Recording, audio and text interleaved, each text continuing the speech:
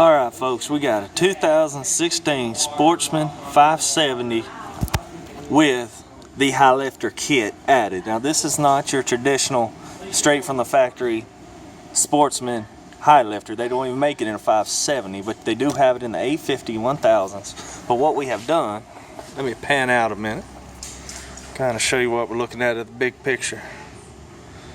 Alright, get it zoomed in, that's good. So you can see, I'm going to start from the back right here, kind of show you a little bit. Try not to make this too boring. As you can see, we got the high lifter lift going on, which is going to give you about 16 inches of clearance. That's right, 16 inches of clearance. Now this isn't for the guy who wants to get out in the field and just go work and haul hay and things like that. This is for the guy who wants to get in the mud, have some fun. But very nice four-wheeler. We got the Outlaw tires, the same one that's found on the 850 high lifters and Razor high lifters and Rangers. Same kind of tires. Got some pretty aggressive tread on it. Once again, we did put this on this four-wheeler as well as give it a little bit of a lift, about 3-inch lift. These tires, you can see, 28 by 11s. Outlaws. Polaris rim, which they just bolt right on. We've added this durable bumper here. Just kind of show you some of the accessories that you can put on here. Mount right up there. Easy 4-bolt mounting position. You also have traditional storage box, which you can see pretty much get half of my elbow all the way in there. There's loads of storage. You're looking at about 6.5 gallons of storage for this 570 as well as the 450. They share the same body, same amount of storage, same motor, but the 450 a little bit detuned. We'll get to that a little bit later. We've outfitted it with some rack extensions to kind of hold your cargo on so you can throw it on, forget about it. And even this, it's only held on by a couple bolts, so it's easy to install yourself, or unless you just, like me and rather have the dealer do it, make sure it's done right. We can do that too. Very reasonable on the prices. And Polaris also has, you've noticed this back rack is a little bit different than most. It does have something called the lock and ride system, hence what these holes are all for. You just snap down your part, 2 little pieces snap, and it's on there. You can roll the four-wheeler upside down. You can put coolers on here, tools, seats, the works, and it's just going to stay put. Actually, we got a little storage box back here that you can put on, and it's like the lock and ride system. It's pretty cool. We'll get to those in a little bit. Moving on up to the side.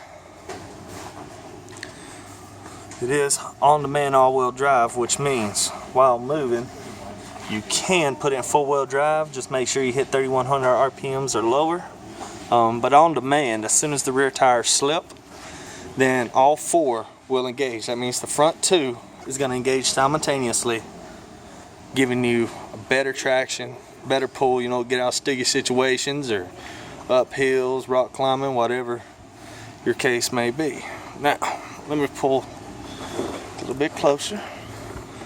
As you can see, you got your 2-wheel drive, 4-wheel drive, all-wheel drive. I know most of you are thinking, well, all-wheel drive not the same thing as 4-wheel drive.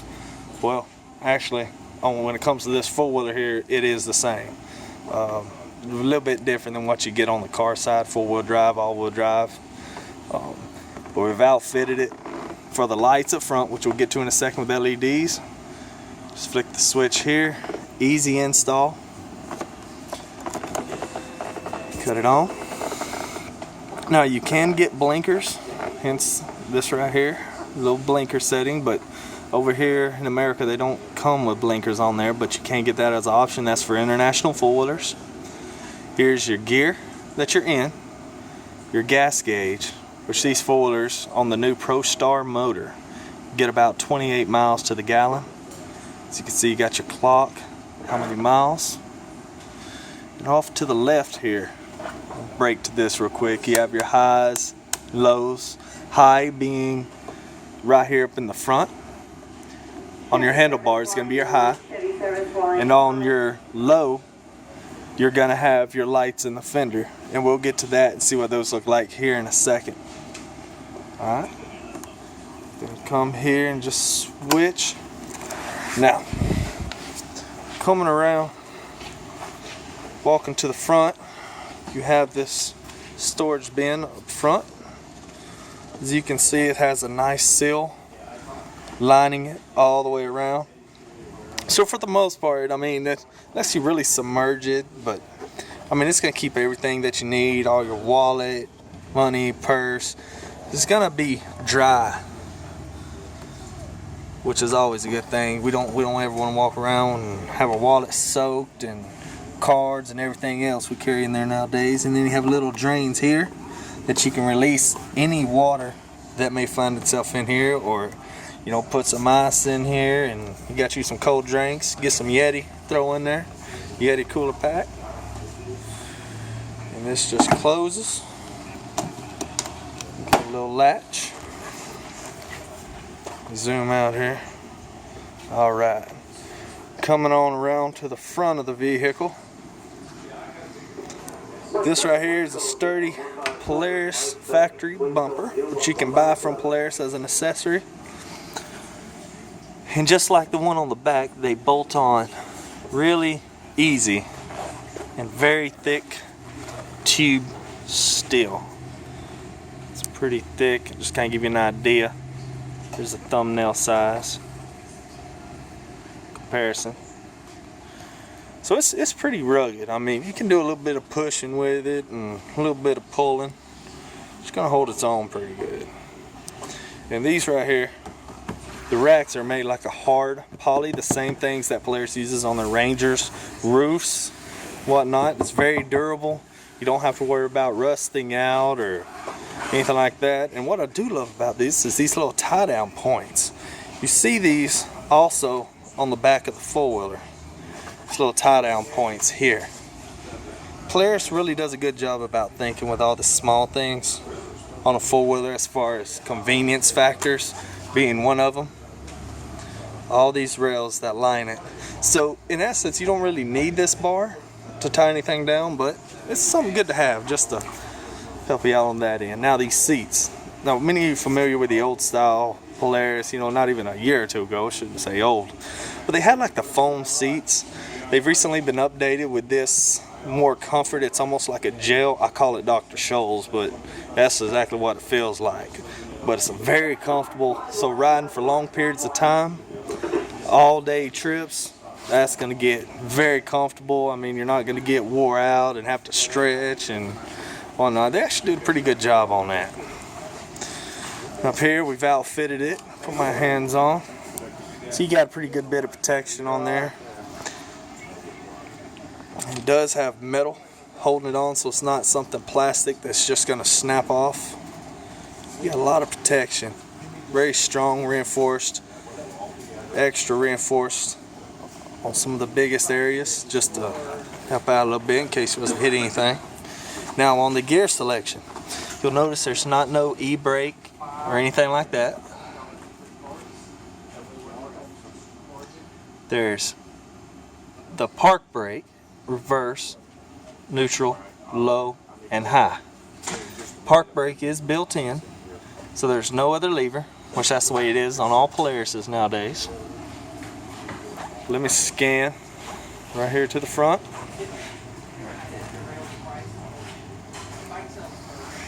Two of these LEDs, which will light up the day. Yes, light up the day. And there's your low lights, got built in the fenders. Now the advantage to this light up here is you don't have to turn your four-wheeler around in case you want to spotlight, you know, a specific area. You just turn your handlebars and you can spot the light.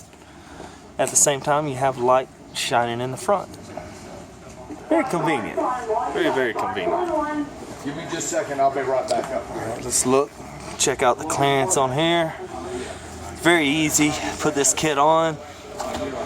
You do have shaft driven to the front for the 4-wheel drive. Tie down points. Come on out.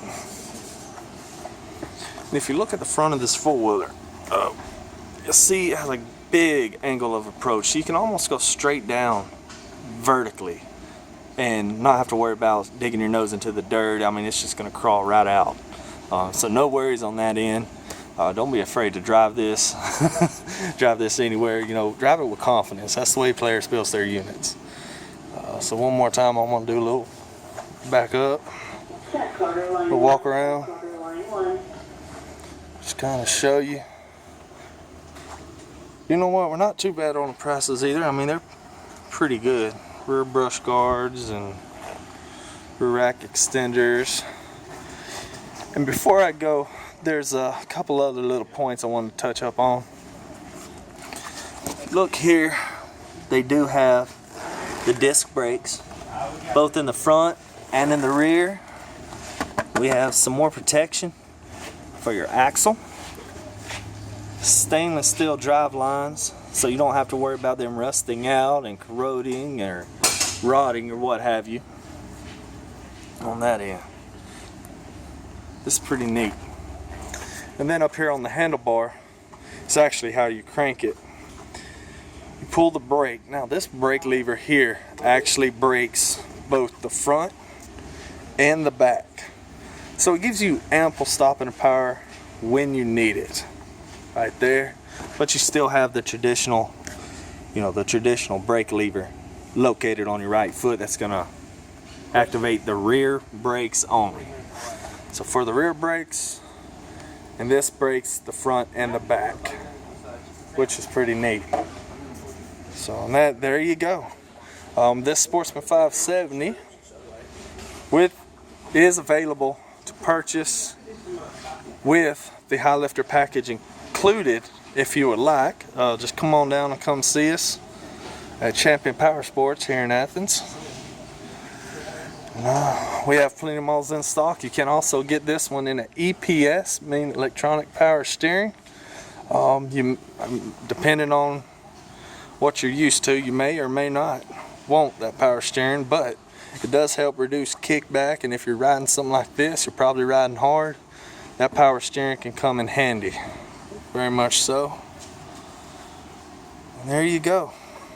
You have 2016 Sportsman 570 with the high lifter package. You can get these in multiple colors: blue, yellow, orange, red, any of those. You can tow about 1,225 pounds with it, which is a lot actually. You're pushing about 44 horsepower out of here. Top speed looking at about 60 with these kind of tires. That's debatable. As soon as I know somebody that's stretched this out with those tires, I'll let you know and keep you posted. But be sure to subscribe to my subscription on my YouTube channel for more videos to come in the future. And if there's a certain one that you wish to see, please comment and we'll make it happen. But until next time, ride on.